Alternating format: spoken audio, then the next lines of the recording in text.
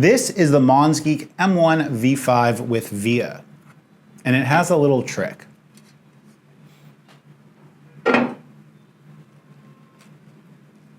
Boom, disassembled. Now, Ally Express and KeyTalk wanted to go ahead and sponsor a video on this channel. This is going to be a two-part series. This first video is going to be covering what my decision-making process was in choosing the M1 V5, along with the switches and keycap combo.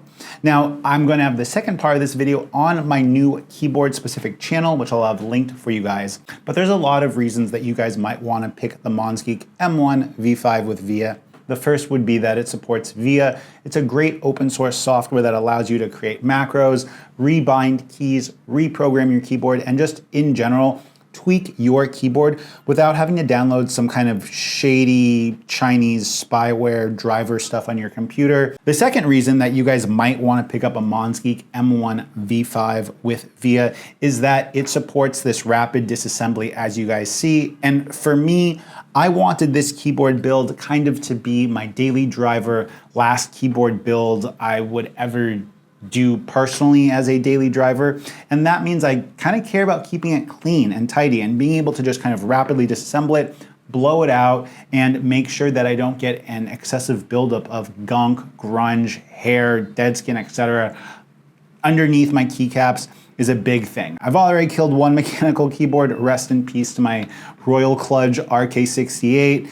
That keyboard is now dead with just horrible corrosion, and I can't even take it apart because it's so rusted, and I'll insert a clip. Another reason that you might want to pick the Monsgeek M1 V5 is that in general, Monsgeek is kind of the enthusiast choice. And so if I want to get different top plate options with different materials to kind of change the overall typing feel, Monsgeek makes that stuff readily available. I can get an aluminum top plate, I can get a stiffer plastic top plate, or I can get a bouncier plastic top plate, and that's going to have a bit of an effect of how much cushioning or how much bounce that the keyboard has. Like that Monsgeek makes this stuff kind of readily available for you to purchase if you want to do so, and I think overall it really makes Monsgeek a enthusiast choice. You can also get a variety of different foams and stuff like that from Monsgeek if you want to customize this, but in general, the M1 V5 features two different layers of foam. There's a case foam from the bottom, and then you're gonna have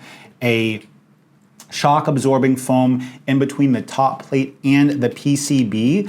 This is to kind of help not only change the sound profile of it, but to also kind of dampen the feel and give you a little bit more bounce when typing. And I have to say that after using this keyboard, I don't have a ton of kind of flex in it, but the flex that I do have is really consistent. And part of that has to do with the silicone style gaskets for the gasket mount. Another part of it kind of just also has to do with the foam that's in between your PCB and the case of the keyboard.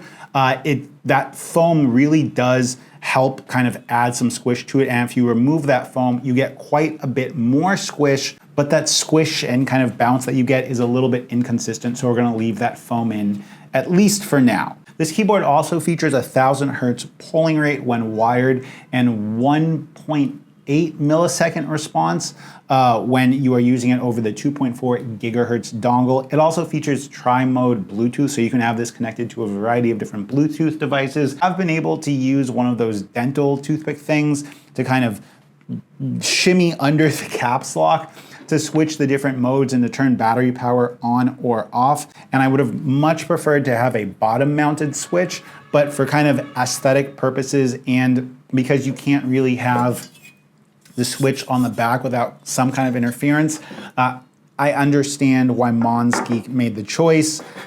Not that I like it, I can just understand why they did it in general.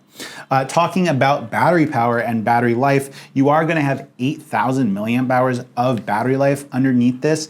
Now, kind of the headline feature that I showed you guys at the beginning is this rapid disassembly, and that's thanks to the ball catch system. It's something that we've seen on a variety of other keyboards from different manufacturers, and just allows you to kind of pop the top of your keyboard case back on,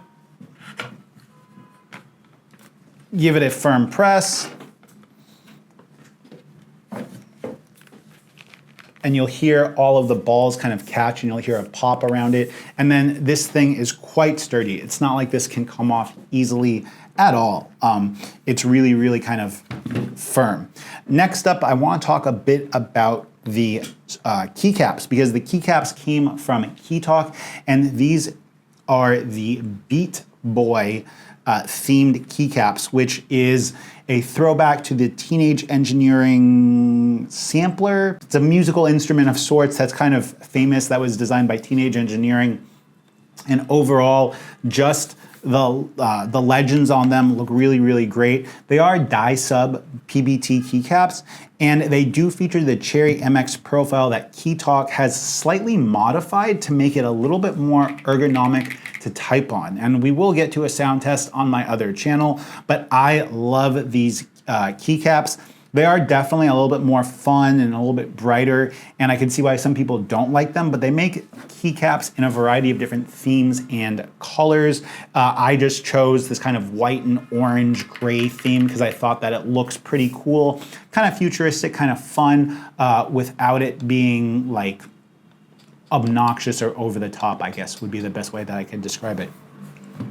Switches. Now, I am a tactile gang person, and I thought if I was going to go out of my way and kind of build what I would consider my forever keyboard, I wanted to try a GOAT switch. I wanted to try what many consider is one of the best switches of all time if you're a tactile person, and that's why we went with MMD Holy Pandas. Now, here in Vietnam, I got these hand lubed from the shop that I bought them from, and they came out to about 5,000 VND, which is right around 20 cents per switch.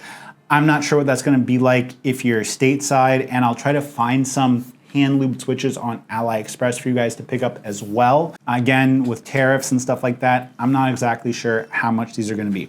But putting these all together and leaving this keyboard stock, I'm really, really happy with the feel of it. It's got a little bit of kind of, how would I describe it? It's got a nice dampened feel without it necessarily being squishy. And as someone that likes a tactile feedback, I find that this is the perfect mix. Now, there's going to be a part 2 of this video where I go into the build process of it, modifying it. We're probably going to give this a tape mod just to see what this sounds like with an extra layer of tape, remove the foam, and give you guys the full rundown of this thing modded. And I'll have a link for that in the description down below. Peace.